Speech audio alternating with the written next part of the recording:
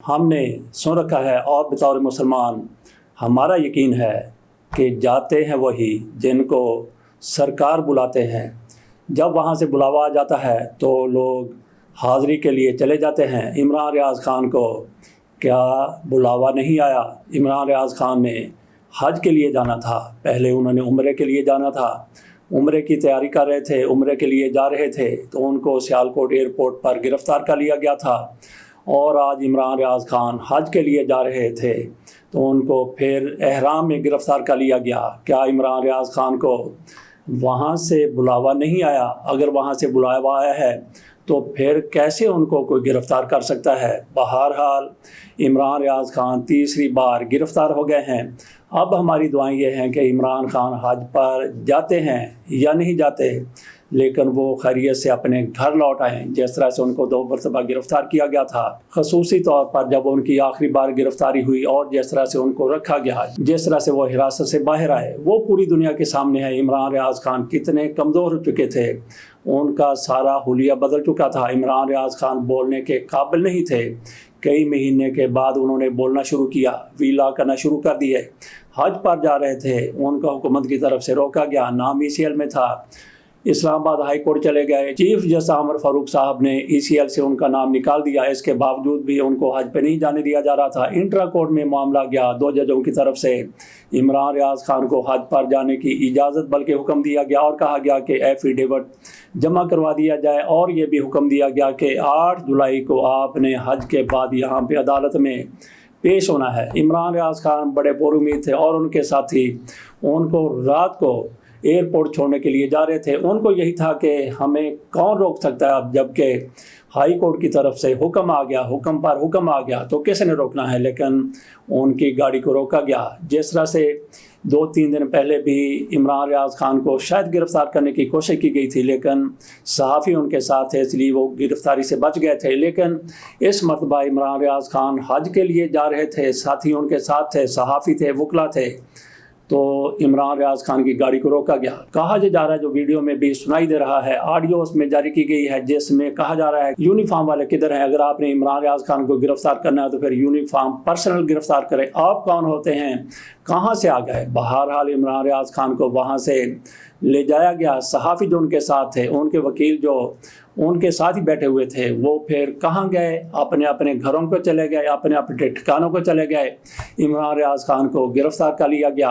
عمران ریاض خان احرام میں تھے، ان سے گاڑی میں ہی کسی صحافی کی طرف سے پوچھا گیا کہ جناب آپ کو امید ہے کہ آپ چلے جائیں گے؟ تو اس موقع پر عمران ریاض خان نے تکبیرات پڑھنا شروع کر دی۔ وہ آپ کے سامنے میں رکھتا ہوں، عمران ریاض خان کی زبانی سنی ہے، وہ کیا پڑھ رہے تھے ایسے موقع پر جب انہوں نے احرام باندھا ہوا تھا اور وہ حج کی مکمل تیاری کے ساتھ مکہ کے لیے روانہ ہونے والے تھے۔ لبیک اللہم لبیک، لبیک لا شریک لک لبیک، ان الحمد والنعمت لک والملک لا شریک لک۔ تو عمران ریاض خان وہ حج کی نیت کیے ہوئے تھے، سارے انتظامات مکمل ہو گئے تھے۔ اگر وہاں سے بلاوا آ جاتا ہے تو ہو سکتا ہے کہ آخری روز بھی عمران ریاض خان وہاں پہ چلے جائیں، حج کریں۔ اگر بلاوا نہیں آتا تو پھر عمران ریاض خان جتنی مرضی کوشش کر لیں، وہاں پہ نہیں جا سکتے۔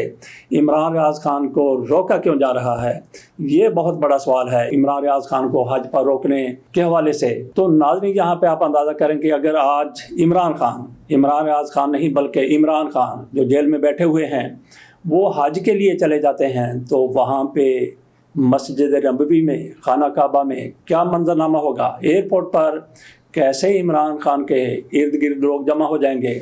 تو خانہ کعبہ میں بھی، مسجد نبوی میں بھی لوگ ان مقدس مقامات کا احترام کرتے ہوئے عمران خان سے ملنے کی کوشش کریں گے۔ ایک ہجوم عمران خان کے گرد جمع ہو جائے گا۔ اسی طرح سے عمران ریاض خان کی بھی دنیا بھر میں جہاں جہاں پہ PTI والے موجود ہیں، عمران ریاض خان کی بھی اسی طرح سے پذیرائی ہونی ہے۔ عمران ریاض خان کو اگر حج پر جانے دیا جاتا ہے تو خانہ کعبہ میں، مسجد نبوی میں جہاں عمران ریاض خان ٹھہرے ہوں گے، یہاں پہ لوگوں کے ساتھ وہ ملنے کے لیے جائیں گے، وہاں پہ ایک جمع غفیر جمع ہو جائے گا۔ جو عمران خان کے سپورٹر ہیں وہ عمران ریاض خان کو ہاتھوں لیں گے، تو ہماری حکومت کے لیے پشیمانی کا باعث ہو سکتا ہے کہ عمران خان کا ایک سپورٹر وہ وہاں پہ گیا ہے، گو کہ وہ صحافی ہیں، لیکن عمران خان کی وجہ سے ہی ان کے لیے مشکلات پیدا ہوئی ہیں۔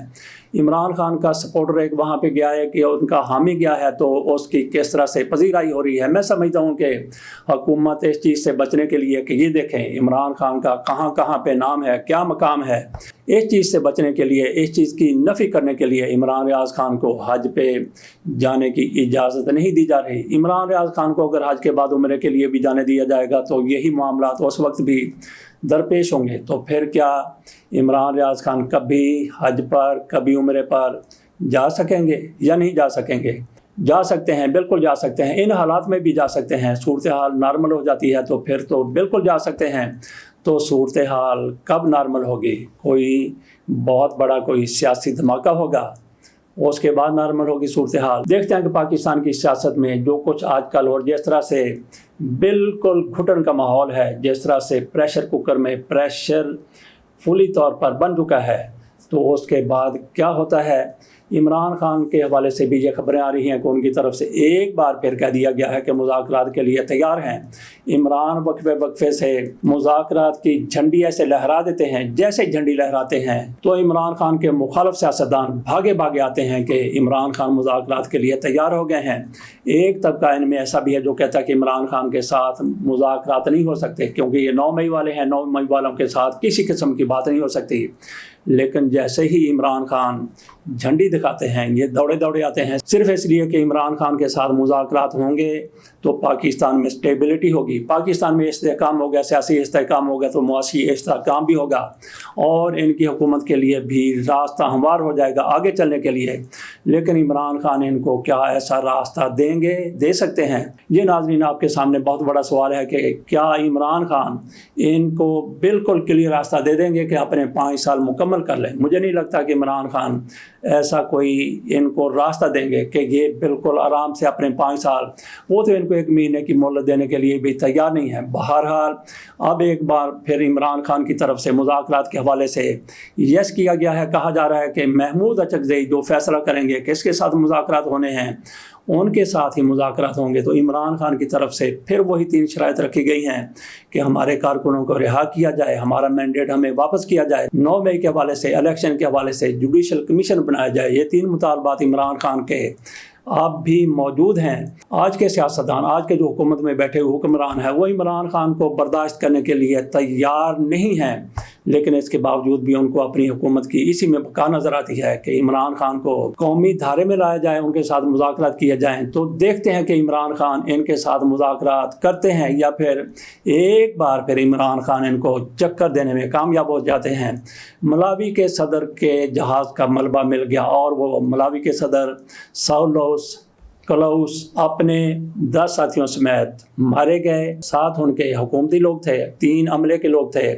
جہاز لاپتہ کل ہوا تھا، اس کا ملبہ مل گیا، پتہ چل گیا کہ صدر صاحب اپنے ساتھیوں سمیت ہلاک ہو چکے ہیں۔ اس سے پہلے ایسے ہی حادثے میں ایران کے صدر ابراہیم رئیسی بھی جاں بحق ہوئے تھے اپنے ساتھیوں سمیت، وہ بھی تقریباً اتنے لوگ تھے، ان کا ہیلی کاپٹر تباہ ہو گیا تھا۔ اللہ تعالیٰ ایسے فضائی حادثات سے پوری دنیا کو محفوظ رکھے۔ بہرحال ایسے حادثات رونما ہوتے رہتے ہیں۔ ایران کے صدر کا ہیلی کاپٹر موسم کی خرابی میں آ گیا تھا۔ ان کے بارے میں بھی یہ کہا جا رہا ہے کہ ملاوی کے نائب صدر موسم کی خرابی کی وجہ سے ان کا طیارہ بھی تباہ ہو گیا۔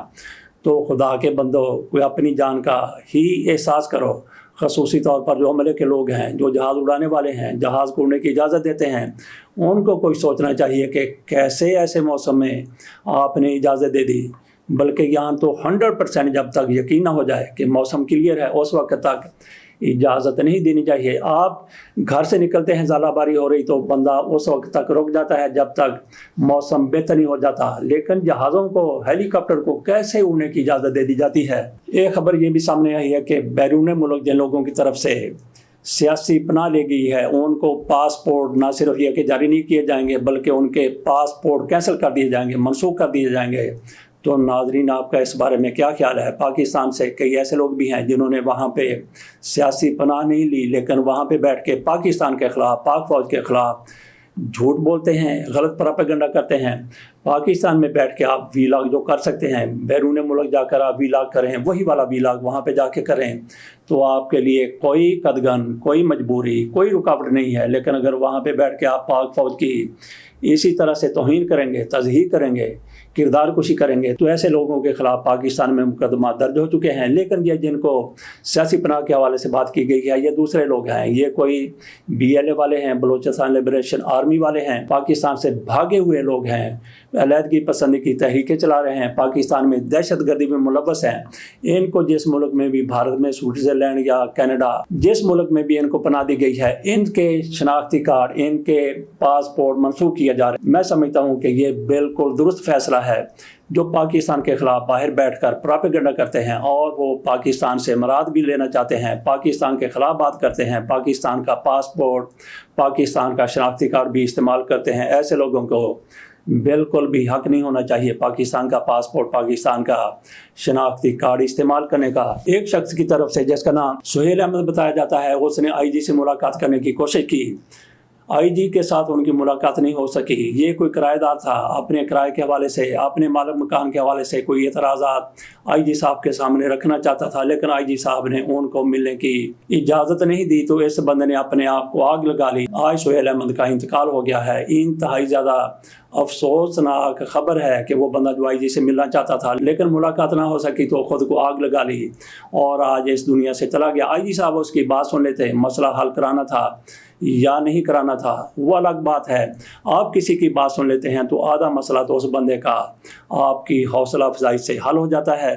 और एक गार्ड की तरफ से अपने सिक्योरिटी मालिक को गोली मारकर हलाक कर दिया गया। कैसी सफाकियत, कैसी बर्बरियत है। कहा जाता है कि मदनी जलील सिक्योरिटी कंपनी में मुलाजम था, उनका मालिक गुलाम रसूल जब अपनी गाड़ी पर कंपनी में आया, वो अपनी डिग्गी से कुछ चीज़ें निकाल रहा था कि इसने उनको गोलियां मारकर वहीं पे ढेर कर दिया। जब इसकी गिरफ्तारी हुई तो इसने कहा कि ये मुलाजमों को तंग करता था। इससे ज़्यादा क्या सफाकियत, क्या बर्बरियत हो सकती है और एहसान फरामोशी हो सकती है कि एक बंदे ने आपको रोज़गार दिया है, वो जैसा भी है, सख्ती करता है, जो भी करता है, मालिक है कंपनी का, उसने कंपनी को चलाना है, तो इसका क्या मतलब है कि उसकी जान ले ली जाए। ये होता है किसी के एहसान का बदला जो इस जलील की तरफ से लिया गया है, ऐसे बंदे से जिसने इसको मुलाजमत दी थी, इसको रोज़गार पर खड़ा किया था। तो अब क्या जो मुलाजमीन थे उनकी मुश्किलात ख़त्म हो गई और इसकी अपनी भी क्या मुश्किल ख़त्म हो गई। ये भी कहा जा रहा है कि इसको कहा गया था कि नौकरी से निकाल दूंगा, तो नौकरी से निकल जाना बेहतर था बजाय इसके कि आप फांसी के फंदे पर यह शख्स चला जाए। हज़रत अली का कौल है कि जिस पर एहसान करें उसके शर से बचने की कोशिश करें। तो क्या ये कौल ऐसे ही लोगों पर मुंतबिक होता है? इसके साथ इजाज़त दीजिए। अल्लाह हाफ़िज़।